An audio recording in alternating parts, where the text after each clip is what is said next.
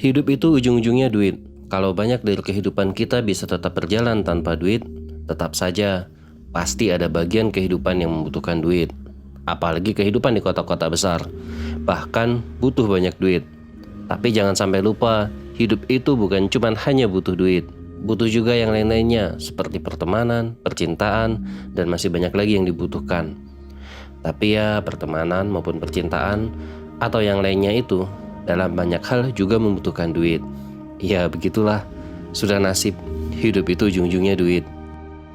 Sebelum lanjut, jangan lupa ya bro and sis, tekan tombol subscribe dan nyalakan loncengnya.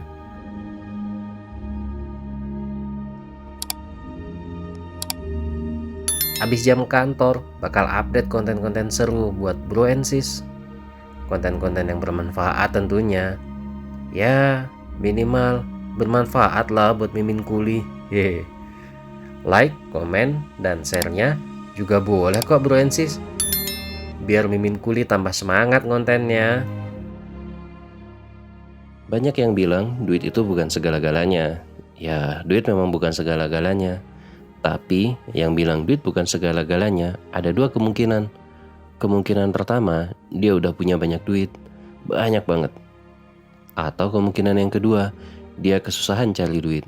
Untuk kemungkinan kedua ini namanya pembelaan. Pembelaan terhadap diri sendiri yang mungkin kesusahan cari duit. Makanya dia mengalihkan ke hal lain selain duit tentunya. Untuk kemungkinan pertama, orang ini udah punya duit banyak banget. Jadi dia menginginkan hal lain selain duit. Makanya dia bilang duit bukan segala-galanya.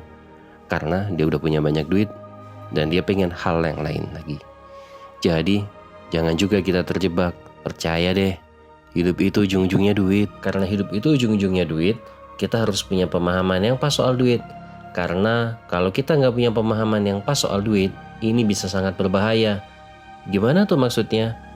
Yang paling mendasar, kita kembalikan hakikat duit. Duit ini kan hakikatnya adalah rezeki. Duit adalah salah satu rezeki. Bukan satu-satunya rezeki loh ya. Cuman salah satu aja. Rezeki ini kan udah diatur. Di dalam Alkitab misalnya dikatakan, berkat Tuhanlah yang menjadikan kaya. Susah payah tidak akan menambahnya. Bagi orang muslim, kita ini kan gak akan mati sampai semua rezeki kita sampai ke kita. Nah, inilah pemahaman yang paling mendasar soal duit. Bukan pemahaman bahwa duit itu bukan segala-galanya. Atau sebaliknya, duit itu segala-galanya. Punya duit, selesai semua masalah. Jadi maksudnya, duit kita itu udah dijamin Tuhan ya. Bukan duit yang dijamin Tuhan, tapi rezeki. Ya, salah satunya emang sih duit. Karena itu, yang harusnya kita khawatirin itu bukan duitnya, tapi cara kita dapetin duitnya. Cara dapetin duit ini sangat penting. Tentu, duit yang kita dapetin itu kudu berkah. Nah, biar duitnya berkah, cara dapetinnya juga kudu berkah. Ibaratnya, duit kita 500 ribu. Ada di lemari terbuka, laci nomor 3 di lantai 5. Di laci nomor 3 ini ada duit 2 juta. Nah, di lemari terbuka itu juga ada laci-laci yang lain, yang isinya juga duit. Duit orang tentunya. Nah, yang terpenting itu gimana cara kita ngambil duit kita yang 500 ribu dari 2 juta di antara duit-duit di laci-laci lain itu. Nah, gimana caranya? Macam-macam. Bisa kita naik tangga, ambil sendiri, atau naik lift, ambil sendiri. Bisa juga kita bikin mekanisme orang lain yang ngambilin duit kita itu. Bisnis misalnya. Yang penting kita kudu ingat, duit kita cuma 500 ribu loh.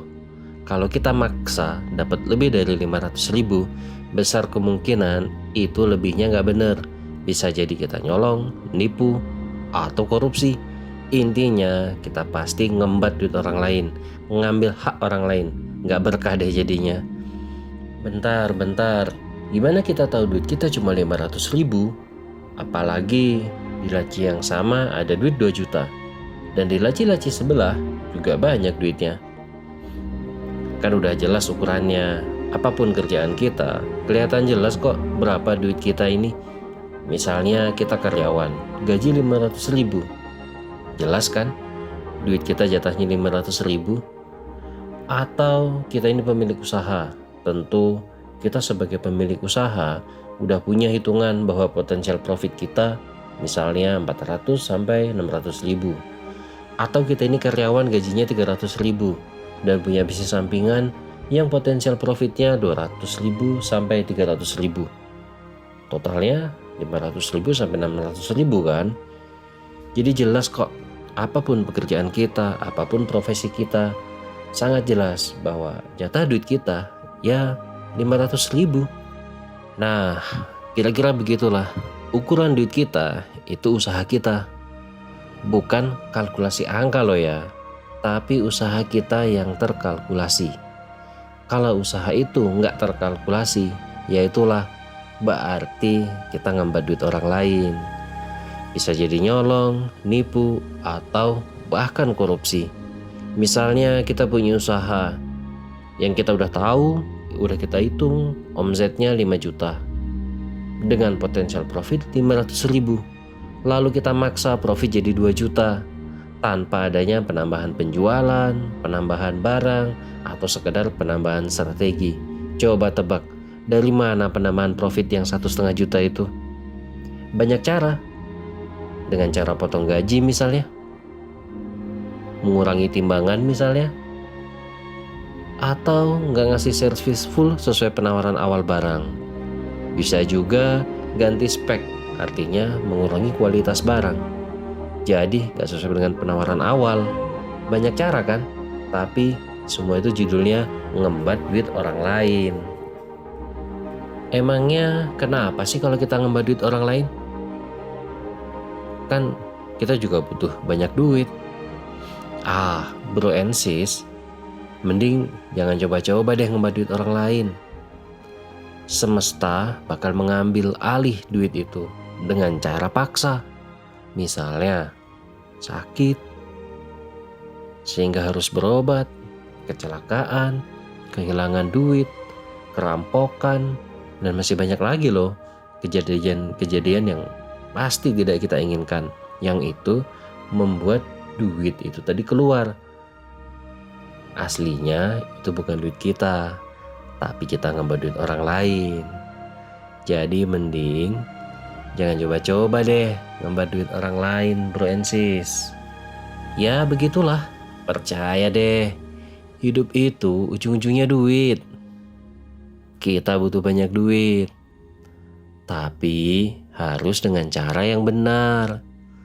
Bukan ngembat duit orang lain, bukan ngambil hak orang lain. Karena duit itu udah terjamin kok, sudah dijamin. Duit kita sekian, pasti akan sampai sekian. Duit kita segitu, pasti akan sampai segitu. Nah, cari duit dengan cara yang benar ya. Jangan sampai ngembat duit orang lain. Jangan sampai ngambil hak orang lain.